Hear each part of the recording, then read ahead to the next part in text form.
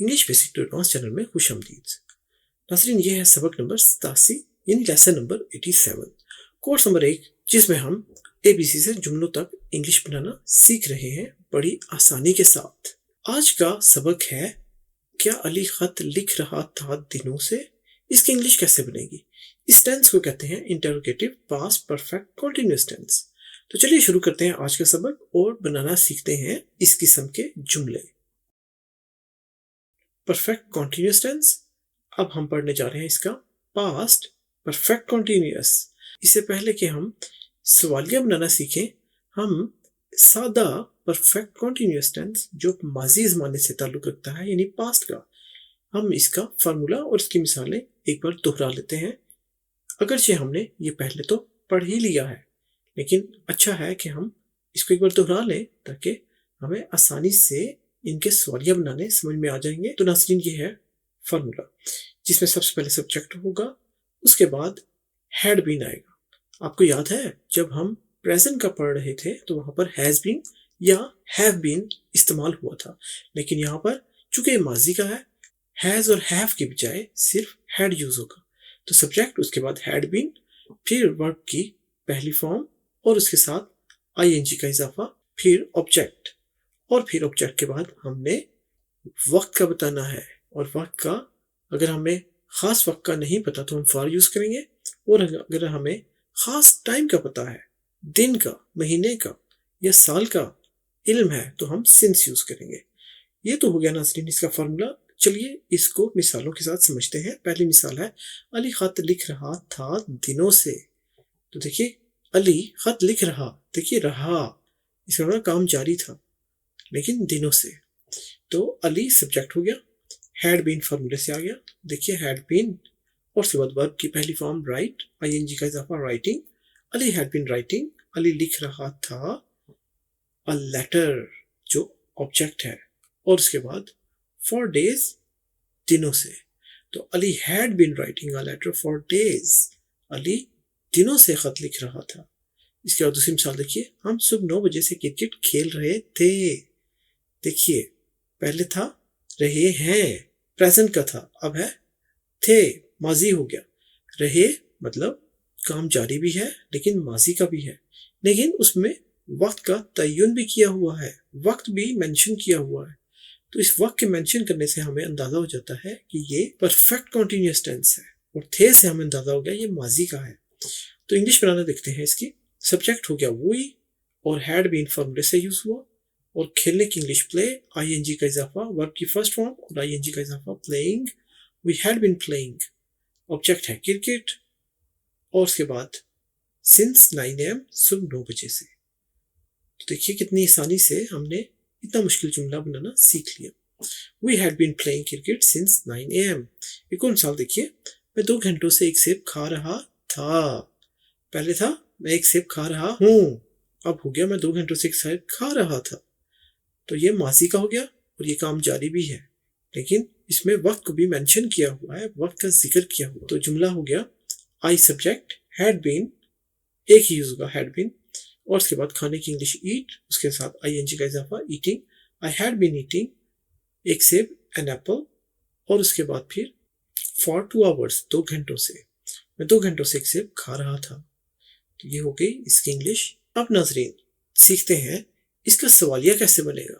देखिए, अली खत लिख रहा था दिनों से, इसका होगा क्या अली खत लिख रहा था दिनों से। तो हमने इसकी तरतीब में थोड़ी सी तब्दीली करनी है। क्या करेंगे, चलिए सीखते हैं ये कैसे होगी। Interrogative past perfect continuous tense. ये देखिए, ये है इसका फॉर्मूला नाज़रीन। पहले था सब्जेक्ट और उसके बाद हैड बीन यूज हुआ, लेकिन अब क्या हुआ, हैड यहां से उठाकर हमने जुमले के शुरू में रख दिया, और उसके बाद फिर सब्जेक्ट, फिर बीन, और फिर वर्ब की पहली फॉर्म, उसके साथ ING का इजाफा, फिर ऑब्जेक्ट, और वैसे ही हमने फॉर या सिंस के साथ वक्त का बताना है। तो ये है इसका फॉर्मूला। चलिए अब इसको उन्हीं मिसालों के साथ सीखते हैं जो मिसालें अभी हमने पढ़ी। पहली मिसाल थी, अली खत लिख रहा था दिनों से। अब हो गया, क्या अली खत लिख रहा था दिनों से, और उसके बाद सवालिया निशान। तो इसकी इंग्लिश कैसे बनेगी, देखिए, पहले था अली हैड बीन, अली लिख रहा था तो हैड यहाँ पर पड़ा हुआ था।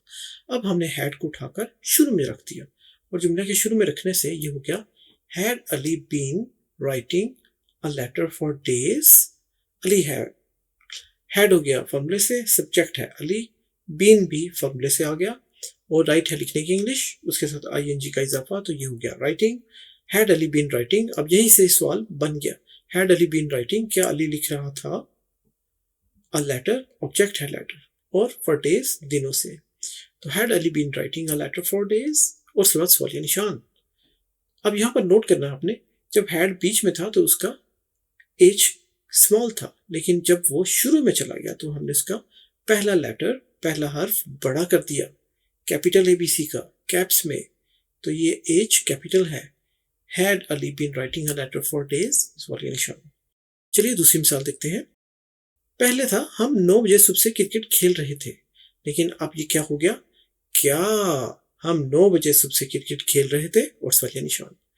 तो वैसे ही पहले था we had been playing cricket since 9 AM, सिर्फ फर्क इतना हुआ कि हैड यहां से उठकर जुमले के शुरू में चला गया और उसका हमने फर्स्ट लेटर कैपिटल कर दिया। तो had we been playing cricket since 9 AM, फॉर्मूले से चेक कर लीजिए, हैड आ गया सबसे पहले, फिर उसके बाद सब्जेक्ट हो गया वी, बीन आ गया फॉर्मूले से, प्ले है खेलने की इंग्लिश और उसके साथ आईएनजी का इजाफा प्लेइंग, उसके बाद ऑब्जेक्ट है क्रिकेट, और फिर हमें वक्त का पता है 9 AM, 9 बजे सुबह से, इसलिए सिंस यूज किया, तो सिंस 9 AM, और उसके बाद सवालिया निशान। Had we been playing cricket since 9 AM, क्या हम सुबह 9 बजे से क्रिकेट खेल रहे थे। तो चलिए अब तीसरी मिसाल भी देखते हैं। पहले हमने पढ़ा मैं 2 घंटों से एक सेब खा रहा था, सादा जुमला था, सवालिया नहीं था, उसमें क्या था, आई हैड बीन, हैड यहां पर था, और I had been eating an apple for 2 hours, मैं एक सेब खा रहा था 2 घंटों से। अब हो गया क्या मैं 2 घंटों से एक सेब खा रहा था, तो हैड यहां से उठकर जुमले के शुरू में चला गया, तो ये बन गया had I been eating an apple for 2 hours, और सवालिया निशान। तो हैड देखिए फॉर्मूले में भी हैड है और हमने पहले हैड यूज किया, उसके बाद सब्जेक्ट है आई, उसके बाद फॉर्मूले के मुताबिक बीन लगा दिया हमने, ईट है खाने की इंग्लिश और उसके साथ आईएनजी का इजाफा, तो ये बन गया ईटिंग, तो वर्ब हो गया eating. Had I been eating, और ऑब्जेक्ट है एन एप्पल, ऑब्जेक्ट, और उसके बाद वक्त का बताना है। अगर हमें, अब देखिए हमें सही वक्त का नहीं पता, हमने अंदाजन कह दिया 2 घंटों से, तो फॉर यूज किया, फॉर 2 hours, 2 घंटों से। क्या मैं 2 घंटों से एक सेब खा रहा था, so had I been eating an apple for 2 hours, सवालिया निशान। उम्मीद है आपको ये लेसन समझ में आ गया होगा। नाज़रीन, ये बताते चले, ये इंग्लिश में बहुत मुश्किल तरीन टेंसेस समझे जाते हैं। अगर आपको ये वाले टेंसेस आ गए तो आप समझ लीजिए कि आपने मुश्किल तरीन चीज भी हासिल कर ली, अब बाकी सब कुछ तो बहुत आसान रह जाएगा। तो उम्मीद है आपको ये समझ में आ गया होगा और आसानी के साथ कोई आपको इसमें दिक्कत या मुश्किल पेश नहीं आई होगी। अगर आपको लेसन पसंद आया हो तो लाइक जरूर कीजिए और कमेंट्स में हमें अपनी राय भी दीजिए। चैनल को सब्सक्राइब भी कर लीजिए ताकि नए आने वाले लेसन्स का नोटिफिकेशन आपको मिलता रहे और हमारी हौसला अफजाई भी होती रहे। तो मिलेंगे हम इंशाल्लाह आपसे अगले लेसन में, उसी तरह ही मुश्किल लेसन को आसानी से आपको समझा देंगे। तो अपना बहुत ख्याल रखिएगा, मिलेंगे हम आपसे अगले लेसन में, तब तक के लिए अल्लाह हाफिज।